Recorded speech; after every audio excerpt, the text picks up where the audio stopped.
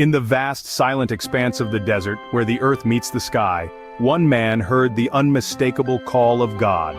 His journey began not in the desert sands, but in the heart of grief and loss, a journey that would take him from the familiar streets of Indianapolis to a place where faith and destiny would collide.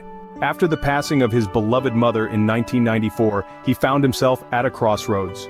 The world around him seemed to crumble, yet something within him began to stir. It was as if God himself was guiding his thoughts, directing his hand to write words of divine inspiration, godly poetry that would be the foundation of his spiritual journey. Leaving the city behind, he moved to the desert, a place where the distractions of the world fade away, and the voice of God can be heard more clearly. It was here, in this barren land, that he felt the Holy Spirit begin to work within him, setting the stage for a spiritual battle unlike any other. But with great purpose comes great opposition. As he settled into his new life, the forces of darkness began to close in.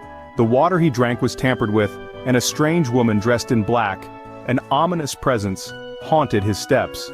What seemed like mere coincidences were in fact manifestations of black magic, used by those who wished to see him fall. Despite his suffering, no doctor could explain his pain, for it was not of this world. But just as the darkness threatened to overwhelm him, a divine light broke through. The Holy Spirit descended upon him, filling him with strength and resolve. It was in this moment of divine intervention that he found the power to confront the evil forces that sought to destroy him. With the Holy Spirit as his guide, he faced his enemies with unwavering faith. Speaking in tongues, he declared his belief in angels, his voice echoing with the power of God. The darkness could not withstand the light of his faith, and the enemy fled before him. Yet, the journey was far from over.